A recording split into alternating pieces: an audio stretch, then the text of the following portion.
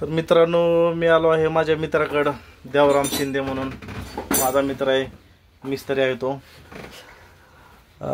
तर हे बघा काय खोललंय त्याने. हे काय ते पंप आहे. कसला पंप? Wash pump. बर. ही नौजल आहे त्याचं. हा हा. ही स्टेनर डबी फ्युएल स्टेनर आहे. हा. ही फीड पंप आहे. बर. ही गाडी सारखाच पंपाचं काम निघत होतं म्हणून आपण हे सगळंच एकदा बदलून टाकलंय. हा हा. आता काय करता तुम्ही सध्या? आता हे पंप बदलतोय आता. हा हा. त्याच्यानंतर काय हे चेक करतोय काय या गाडीचं ऑइल घट्ट होतंय. बर. ऑइल घट्ट का होतं ह्या गाडीचं? एअर फिल्टर मधून धूळ जर आतमध्ये गेली तर त्या धुळीमुळे होतं. त्याच्यानंतर जर इंजिन मध्ये कुलंट लिकेज असलं तर कुलंट लिकेज असल्यावर सुद्धा कुलंट पाण्यामध्ये मिक्स होतं आणि ऑइल असं घट्ट झाल्यासारखं होतं, पण त्याला पांढरा कलर येतो. आता पांढरा कलर आला नाही तर आपण सिलेंडर हेड मधल्या टिकल्या चेक केलेल्या आहेत ऑलरेडी. कसल्या टिकल्या? ह्याला हे काय अशा टिकल्या असते त्या गोल. मला एकदम बघू दे कसल्या टिकल्या. हा, कसल्या टिकल्या मला? ह्या गोल टिकल्या आहेत का ह्या पत्र्याच्या प्लेट अशा सिलेंडर हेड मध्ये पण असतात. सिलेंडर हेड मध्ये 5 असते त्या. त्याच्यानंतर साईड प्लेट मध्ये 3 असते त्या. आणि इथं पण आहे का अशा प्रत्येक सिलेंडरला एक अशी हे इथं असतात. पण सिलेंडर या टॅपेट कव्हर मध्ये पण असतात.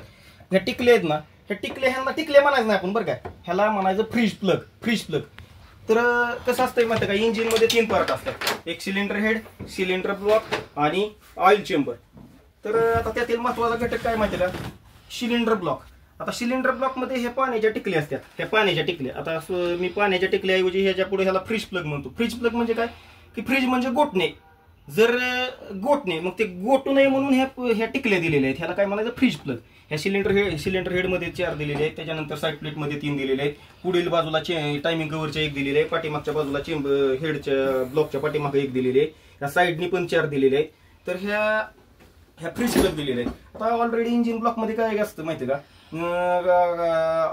ऑइलची गॅलरी एक असती आणि पाण्याची गॅलरी एक असती.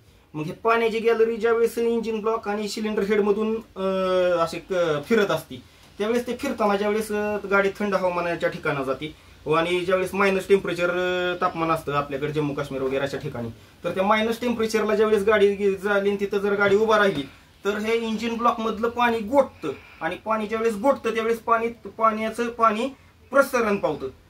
ज्यावेळेस बर्फ होतो पाण्याचा त्यावेळेस त्याचा आकारमान वाढतं. आकारमान वाढल्यावर काय होतं, इंजिन ब्लॉक फुटण्याची शक्यता असते. मग अशा वेळेस इंजिन ब्लॉक फुटू नये म्हणून ह्या पाण्याच्या ह्या ज्या टिकल्या आहेत ना, ह्याला फ्रीज प्लग म्हणतात.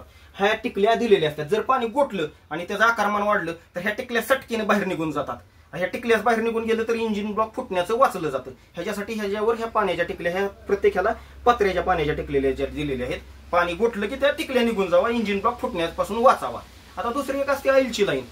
आता ऑइलची लाईन काय असते तर इंजिन ब्लॉक मधील पिस्टन ज्यावेळेस खाली वर सारखा करत असतो त्याचा stroke bottom centre to top dead centre, मग त्यावेळेस त्याला ऑइलची जरूरत असते. ते ऑइल त्या इंजिन ब्लॉक आणि सिलेंडर हेड मधून असं कंटिन्यू फिरत असतं. ते ऑइल फिरत असताना हा इंजिन ब्लॉक आहे हा कास्ट आयर्नचा दिलेला असतो आणि अल्युमिनियम मलायचा दिलेला असतो. तर ह्या दोन्ही मध्ये काय असतं काय ह्याच्यात ज्यावेळेस अल्युमिनियम मलायचा दिले असतो त्याच्यामध्ये कंपल्सरी त्यामध्ये स्लीव दिलेले असतात. स्लीव कशाला दिलेले असतात तर ते पिस्टन अल्युमिनियम मध्ये दिलं तर ते पिस्टन असं चिटकण्याचा संभव असतो जास्त तापमानात. तर कास्ट आयर्नचं ते स्लीव टाकल्या तर ते चिटकण्याचं तापमान त्याचं कमी केलं जातं म्हणजे आणि ते चिटकण्यापासून वाचवलं जातं. तर हे स्लीव दिलेल्या काय त्या स्लीव मध्ये 2 प्रकार आहेत, ड्राय टाईप आणि कोल्ड ड्राय टाईप आणि त्या वॉटरप्रूफ म्हणायचं म्हणजे ज्या पाण्याशी संबंधित असलेल्या त्याला वेट टाईप म्हणायचं आणि ज्या पाण्याशी ज्याचा संबंध येत नाही त्याला ड्राय टाईप म्हणायचं. असं ते इंजिन ऑइल याच्यामधून फिरून परत ऑइल चेंबर मध्ये जात असतं.